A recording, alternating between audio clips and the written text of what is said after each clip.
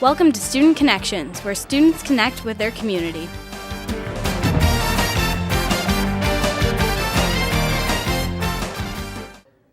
Hi, I'm Kelvin Colby on M6, your hometown station. I'm here with Diana Mason from Woodland Developmental Center. How are you today? Very well, Kelvin. How are you? What makes Woodland Developmental Center unique from other traditional schools? Well, I think the most unique part is the fact that we have no students of our own. We serve the 7 local school districts, so they're really the 7 local school districts in St. Clair County's actual students, and we provide their education. Wow, that's interesting. What qualifies a student to become enrolled at Woodland? That's an individual education team planning decision. So the IEP team would decide that Woodland would be the student's least restrictive environment. What special qualifications does a teacher need to have to teach at Woodland? They have typically a bachelor's degree in special education, a teaching certificate. Oh, cool. How many students do you have at the school? Currently, we have about 155 students. Wow, that's a lot. What are the specific qualities of a teacher? They would have to have a degree in special education, a teaching certificate, and a lot of our teachers also have master's degrees with various endorsements. What improvements did you make for the school this past summer? Well, we made some neat improvements. We repainted our gym to have our school colors with it. We added many smart boards to the classrooms, and we also added a bocce ball court. Ooh, tell me about that, bocce ball court. Well, we had a very great opportunity that we received a grant from Project Unify, and we were able to add a little bit more money to it, and we were able to make our own bocce ball court so our students can practice on an actual bocce ball court before they go to Olympics. Yeah, that's awesome.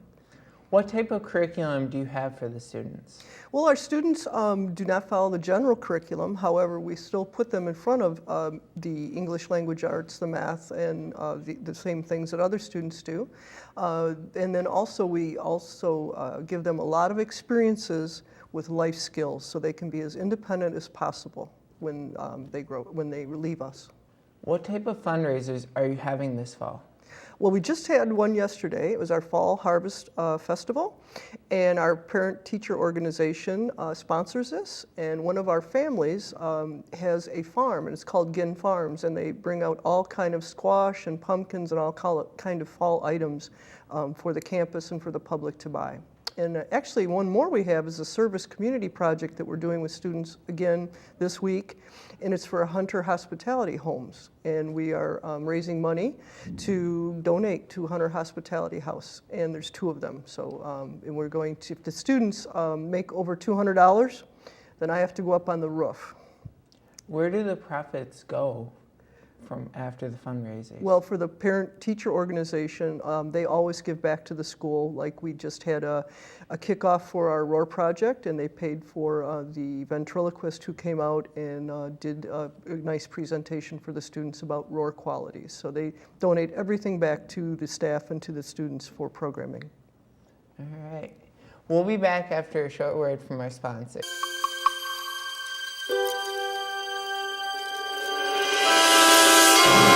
According to the National Crime Victimization Survey, nearly 2/3 of sexual assaults occur at night. However, this number can be reduced by learning some easy-to-follow nighttime safety tips.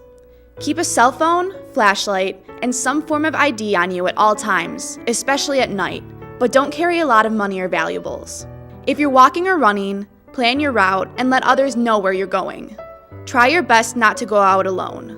Avoid unpopulated or poorly lit areas. If you feel like you're being followed, find a well-populated area or go into a public building.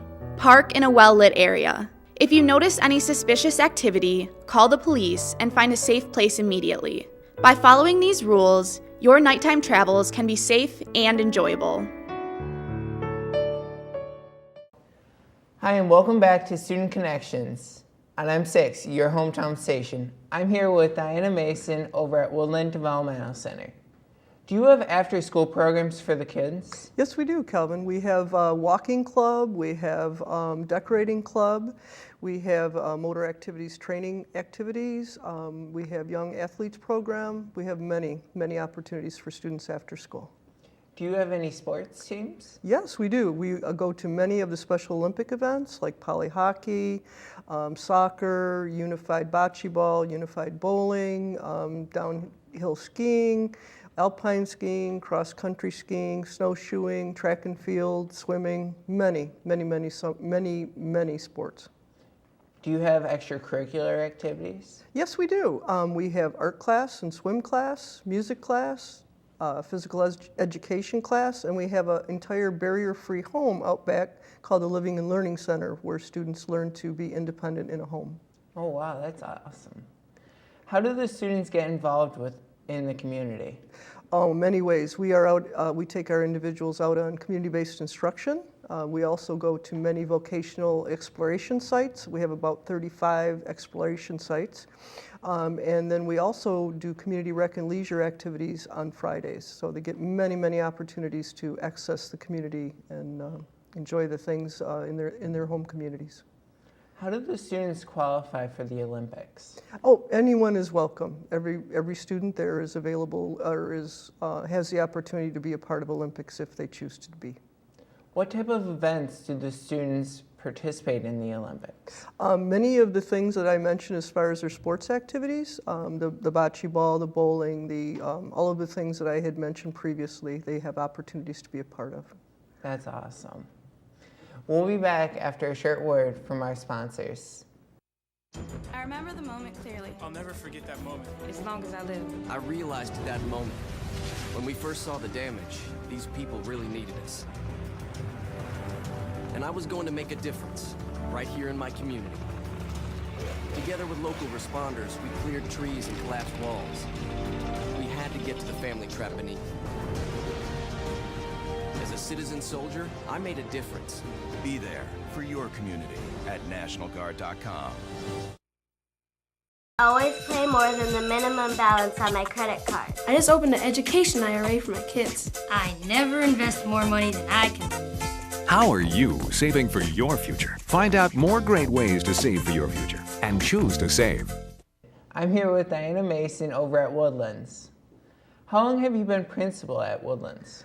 Well, actually, Calvin, I've been there 34 years. I've been the principal for 8 years, and I've been the assistant principal for 6 years before that, and then I taught in classrooms 20 years before that. Wow, I didn't know you. What class did you teach in when you were a teacher? When I began there, I taught in a severe cognitive impaired classroom, and then I was in a moderate cognitive impaired classroom for many years, and then at the very end, I was the community-based teacher.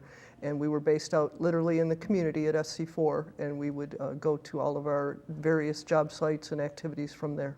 That's awesome. What is Move International? Move International is a nonprofit organization, and their whole goal is to help students with disabilities or children or adults with disabilities, most especially physical disabilities. Wow, that's interesting. Does that include like bikes and all that for the kids that Some of the can't equipment walk? that you saw when you came over to Woodland is all a part of the things that we use to make students more independent. So yes, it would be still a part of a move, yes.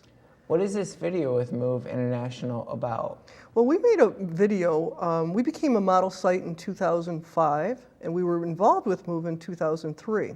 So we made a video. It's called Our Journey with Move, and it's on the RISA website under the Woodland tab if anyone would like to see it. And there's also a tab there as well to learn about Move International. And Move International was founded by Linda Badabi, and it was originated in Bakersfield, California. And she was a special ed teacher who thought that it was so important that individuals get to move to where they're going and not wait for the world to come to them. So we did this video just to take through our journey of Move and where we started and where we begun and how every person in our building is a part of that. And we were very fortunate because not only did Linda Badabi see it, she endorsed it as the heart and soul of Move. So it's on the Riften website, it's on the Move International websites, and many people in many places and actually even other countries have viewed that video. Yeah, and I viewed that one myself, and that was just an amazing video. Thank you. Are there any other programs that you offer at the school? Well, we do a positive behavior intervention and supports program, which most every school does, and ours is called ROAR. And that is having our students learn about being responsible, owning their own choices, always being safe and respectful. And we infuse that into all aspects of the day, of their school day, and we enforce that with a reward system as well. What does that reward system consist of? Well, it consists of, if they get a ROAR card by one of the staff members, that means that they've done something that was responsible, owning their own choices, or be about safety or respect. And then we reward them by having them come down and get their picture taken, and we put that in the bulletin board in the hallway so everyone can see it. And then they also get to pick a prize out of one of the many ROAR buckets that we have. Oh, that's awesome. Yes. What is your goal for the students when they complete the program? Our goal is to make sure that our students are as independent as possible when they leave us in all aspects of their lives. How do you get students prepared for jobs after they complete the program? Well, we have about 30 plus work experience sites that we try to be sure that our young people experience, and that allows them to see the kind of work that they do enjoy or volunteerism that they enjoy, so that when they leave us, perhaps some may have some competitive employment and others may be out in the community doing volunteer work and things that they can enjoy to contribute to their community. That's awesome. What will we see in the future from Woodland? I think you'll see us doing more and more technology. Besides the smart boards and the iPads that we have right now, I think we'll continue to see what we can put our young people and young adults in front of that will enhance their academic and their overall independence and any skills that they need. That is awesome. Thank you for being here. Oh, I'm glad to do it. I'm Calvin Colby on M6, your hometown station.